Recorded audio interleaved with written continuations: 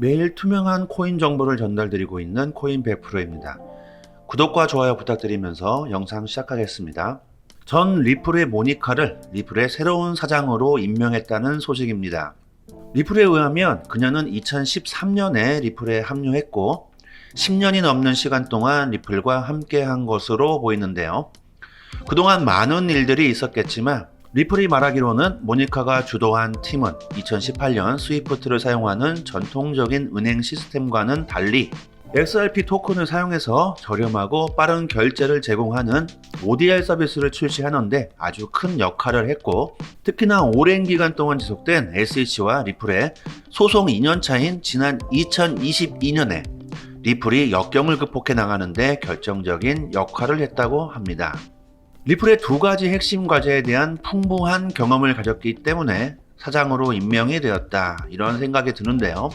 앞으로도 ODL의 혁신적인 그리고 상징적인 발전 지속과 또 리플과 SEC 소송을 성공적으로 마무리하는 것에 대해서 큰 기대를 리플이 하고 있을 것이라고 생각을 합니다. 암호화폐 금융 서비스 플랫폼 매트릭스 포트가 최근 발표한 보고서에 의하면 최근 비트코인 상승세는 미국 기관 투자자들이 주도하고 있다, 이렇게 진단을 합니다. 보고서에 의하면 비트코인의 가격은 1월 들어서 약 40% 이상 상승을 했습니다. 그 중에서 35% 이상 상승이 미국 시장 거래 시간에 발생을 했다. 거래 시간대에 기반한 분석에서는 일반적으로 미국 거래 시간에 발생한 상승을 미국 기관 투자자들의 매수세, 아시아 거래 시간의 상승은 개인 및 일반 투자자들의 매수세로 풀이를 한다, 이렇게 말합니다. 미국 기관발 비트코인 상승세가 알트코인에도 긍정적인 영향을 줄 것이라고 기대를 하고 있는데요. 미국 기관 투자자들의 이야기가 나와서 미국 전통 금융기관들이 설립하는 가상자산 거래소 EDXM 출시는 어떻게 진행이 되고 있는지 궁금하신 분들 많으실 것 같아 한번 찾아보겠습니다. 1월 중에 EDXM 출시를 앞두고 있다, 이런 식으로 공시가 나왔었기 때문에 전통시장의 유명한 기업인 시타델, 찰스 스왑, 쉐커이아 캐피탈 등 6개의 미국의 전통 금융계 거물들이 모여 만들고 있는 가상자산 거래소인데요. 해외 자산 운용사에서 운용하는 상품에 투자하시는 분들은 위의 금융기관들이 얼마나 큰 금융기관들인지 잘 아실 거라고 생각을 합니다. 엄청난 기관들이 모여서 출시하는 가상자산 거래소가 가지고 있는 의미가 여러 가지가 있을 것이라고 평가를 하고 있습니다. EDXM의 출시는 첫 번째로 기존의 바이낸스나 FTX로부터 보여진 거래소의 독점이나 안정성, 그리고 거래소 간의 코인 시세 차익 문제 등을 해소할 수 있다, 이렇게 이야기하고 있고, 두 번째로 규제 가이드라인을 가시화시킬 수 있고, 세 번째로 현물 ETF 승인을 추진해서 그레이스케일과 같은 문제를 방지하고, 네 번째가 불투명한 거래소 운영을 해결하고, 마지막으로 해외 가상화폐 거래량을 흡수하고 중심 역할을 할 수 있을 것이다, 이렇게 이야기를 합니다.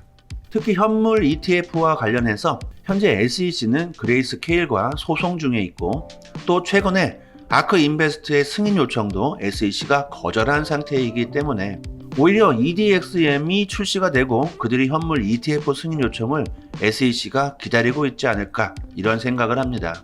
EDXM은 상대적으로 제도권 내에서 SEC가 관할하고 매니지하는 데 수월하고 정보의 공유화를 통해서 이득이 있을 것이고 배종도 있을 것이다, 이렇게 개인적인 생각을 해봅니다. 여러분들도 EDXM 거래소 관심을 좀 가지고 향후 행보를 관찰해 보시면 좋을 것 같습니다. 홈페이지에 들어가 보니 여전히 상장될 코인은 비트코인, 이더리움, 라이트코인, 비트코인 캐시 정도로만 업데이트가 되어 있는 상태입니다. 그렇지만 해당 코인 외에도 추가적으로 상장될 코인에 대해서는 막바지 작업 중이지 않을까, 이런 생각이 드는데요. 무엇보다 리플 XRP가 과연 이번 EDXM 출시와 함께 상장이 될 수 있을까 궁금하실 것 같은데요. 제 생각으로는 현재 소송이 진행 중인 만큼 이번 EDXM 출시와 함께 상장되기에는 어느 정도 무리가 있지 않을까라는 생각이 들고요. EDXM의 전통적인 거물, 자산 운용사들인 만큼 그들을 초기부터 미국의 정보기관 눈에 벗어나거나 이슈가 되는 일을 하지 않을 것이라는 생각을 해봅니다. 그렇지만 지금 상장되지 않더라도 소송의 이슈가 마무리되면 이익을 위한 투자 기관인 만큼 투자자들의 수요를 위해서라도 XRP에 대한 상장은 되지 않을까 이런 생각을 해봅니다. 잠시 알림사항 전달드리겠습니다. 저희 코인백 프로는 무료로 운영되는 공개 정보방을 개설했습니다. 현재 트레이더 3명이 각종 트위터 해외 공시 사이트를 통해서 공시나 호재를 분석해서 전달드리고 있고, 구독자분들 서로 좋은 투자 정보 공유하시면서 하락장에서는 악재를 피해가고, 긴급으로 코인 펌핑 나온다고 하면 빠른 정보를 입수해서 매수하면서 수익을 극대화하고 있습니다. 혼자서 코인 매매하시기 어렵다고 하시는 분들, 수익 날 수 있는 포지션 공유 및 글로벌 시황, 코인 호재 뉴스, 정보 실시간으로 공유 드리고 있고, 100% 무료로 운영되니까 현명하게 대응하실 분들은 영상 상단에 제 개인 핸드폰 연락처로 문자로 숫자 1 보내주시면 빠르게 초대드리도록 하겠습니다. 최근 탈달러화 움직임에 대해서 많은 관심이 제기되고 있습니다. 텔레그래프가 세계 각국의 탈달러화에 대한 움직임을 소개한 내용이 있는데요. 이 내용을 읽어보고 저는 미국 내에서가 아니더라도 리플이 세계로의 계속된 사업 확장을 이루어질 수밖에 없겠다, 이런 생각이 들었습니다. 우선 동아프리카는 2024년까지 공동통화를 만들 계획을 추진하고 있고, 서아프리카 15개국 역시 에코라는 공동통화 창시를 추진하고 있다.